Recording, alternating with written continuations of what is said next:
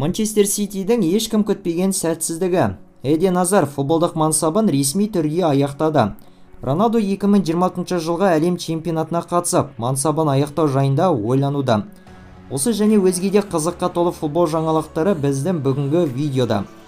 Жаңадан тіркелгендерге, сондай-ақ бұрыннан бергі жазылушыларымызға үлкен алғысымызды білдіреміз. Қазақ тілді футбол арнасына көмек көрсету мақсатында арнамызға жазылуды және бейнероликке лайк басуларыңызды сұраймыз. Қоңырау түймешесін қосып қоюды да ұмытпаңыздар. Ендеше бастаймыз. Жұлдызды итальяндық жаттықтырушы Антонио Конте жақын арада бапкерлік жұмысқа қайтадан кірісуі мүмкін. Наполи командасынан сүреңсіз сәтсіз нәтижелер байқалуда. Және бұл жағдай олардың қазіргі жаттықтырушысы Руди Гарсияның қызметінен босатылуына дейін жетуі ықтимал. Айта кетсек, бұл француздық маман өткен жазда ғана неаполитандық команданың бас бапкері болып тағайындалған болатын.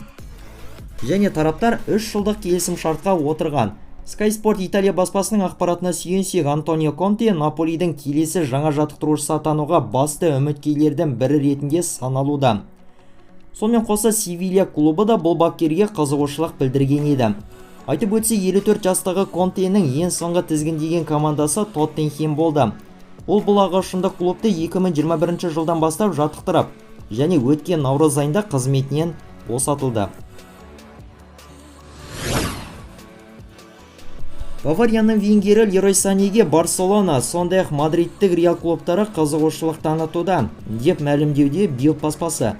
Баспаның ақпараты бойынша, қос испандық клуб 27 жастағы футболшыны, егер де ол Мюнхендік ұжыммен келісімін ұзартудан бас тартқан жағдайда, өз қатарларына қосып алу жағын қарастыруда. Саненің Бавариямен қазіргі келісім шарты 2025 жылдың жазына дейін негізделген. Осыған байланысты неміс ұжымы футболшыдан су тегінге айырылып қалмасы үшін келесі жазда оны сатып жіберу жағын ойластыруда. Әзірге футболшыны жеке өзі алдағы болашағына байланысты ешқандай да нақты шешім қабылдамаған. Лерой Сане Баварияның сапында 2020 жылдың жазынан бері өнер көрсетіп келеді. Мюнхендіктер оны Манчестер Ситиден 45 миллион еуроға сатып алған болатын. Ағымдағы маусымда 11 ойынға қатысқан шабуылшы 7 голды соғып ерекшеленген. Интер Майамидің шабуылшысы Лионель Месси өзінің алдағы болашақ мансабына қатысты сөз қозғап өтті. Шынын айтсам, мен әзірге мансапты аяқтау жайында ойланбаудамын. Маған әлі де алаңда болып, сайысып және жаттыққан ұнайды. Тағы қанша уақыт бойы ойнайтынымды білмеймін. Бірақ осымен рахаттануды барынша ұзақ етуге тырысамын. Ойланып, талдау жасап, шешім қабылдауға уақытым жеткілікті. Қазіргі сәтте ең бастысы мансабымның қалған сәттерінен ләззат алу, деген екен аргентиналық шабуылшы TYC Sports баспасына жеткізген интервьюінде. Футболшының американдық ұжыммен келісімі 2025 жылға дейін негізделген. Euro 2028, сондай Euro 2032 турнирлерінің қай елдерде өтетіні белгілі болды. 2028 жылғы Еуропа чемпионаты Ұлыбритания және Ирландия елдерінде өтетін болып шешілген. Ал Euro 2032 болса Италия мен Түркия елдерінде өтетін болады. Айта кетейік, 2020 жылы болуға тиіс болған Euro 2020 додасы коронавирус пандемиясына байланысты кейінге шегеріліп 21 жылы ұйымдастырылған болатын. Турнир 11 елдің әртүрлі стадиондарында өтіп, нәтижесінде Италия құрамасы чемпион атанған еді.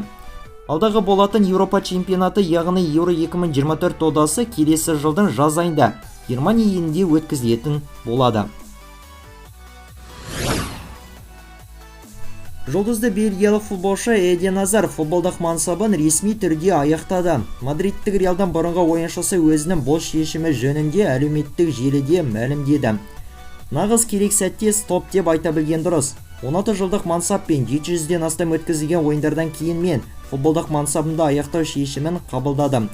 Маған өз арманымды орындап, барлық Еуропа мен әлемде ойнаудың сәті бұйырды. Мансабым бойымен керемет адамдармен, бапкерлермен, басшылармен және командалық әріптестермен таныстым. Әсіресе өнер көрсеткен клубтарым Лиль, Челси, сондай-ақ Реалдарға алғыс білдіргім келеді. Сонымен қоса Бельгия құрамасына бөлек алғысымды білдіремін. Айта кетсек, соңғы жылдары шабуылшы алған жарақаттарына байланысты ойындарға жөндеп қатыса алмай, мансабын құртып алған болатын. Сөзсіз 32 жастағы футболшы әсіресе Челси сапындағы мансабын ұмытылмастай керемет етіп өткізді. Жалпы барлық мансабы бойы 623 ойынға қатысқан Азар 167 голды соғып, және 157 нәтижелі пас жасап, көзге түсті. Мадридтік Реалдың жаттықтырушысы Карло Анчелотти жартылай қорғаушы Лука Модричтің алдағы болашағына байланысты пікірімен бөлісті. Модрич ойындарға көп қатыса алмай жүргендігінен қапалы, дегенмен оның ынтасы зор және командаға әрдайым көмектескісі келеді. Ол біздің командамызда әсіресе киім ауыстыру бөлмесінде аса маңызды рөлге ие. Біз бәріміз Луканы жақсы көреміз. Оның қысқы трансферлік терезеде клубтан кетуі мүмкін емес. Ол ешқайда кеткісі келмейді. Ол өзі маңызды ойыншымын деп есептейді және біз де солай ойлаймыз. Оның бізбен бірге екендігіне өте қуаныштымыз, деген екен итальяндық жаттықтырушы. Айта кетсек, хорватиялық футболшы Реалдың сапында сонау 2012 жылдан бері өнер көрсетіп келеді. Канадалық Торонто командасында өнер көрсететін шабуылшы Лоренцо Инсине Италия чемпионатына қайтып оралғысы келеді. Осы жөнінде инсайдер Николас Кира мәлімдеуде. Ақпараттарға сәйкес, футболшы аталған клубтың сапынан алдағы қыс айында кету жағын қарастыруда. Және футболшының өкілдері оған жаңа команданы іздестіруге кіріскенде екен. Дегенмен итальяндық футболшының жалақысының жоғары көлемде екендігі бұған кедергі болуы мүмкін. Еске салсақ, Инсине Торонтоның сапына 2022 жылдың жазында еркін агент ретінде ауысқан болатын. Бұл маусымда MLS лигасында 19 матчқа қатысқан шабуылшы 4 голды және 4 голдық пасты еншілеген. Айтып өтерлігі, Лоренцо Инсине осыған дейін итальяндық Наполи командасында 2009 бен 2022 жылдар аралығында өнер көрсеткен еді. Манчестер Ситидің ешкім күтпеген сәтсіздігі. Өткенде Хосе Гвардиола тізгіндеген ұжым АПЛ-дан 8-ші турлы ойын аясында сырт алаңда Арсеналдан 0-1 есебімен жеңілген болатын. Және бұл Ситилік клуб үшін осы маусымдағы АПЛ-дағы қатарынан екінші жеңіліс болып отыр.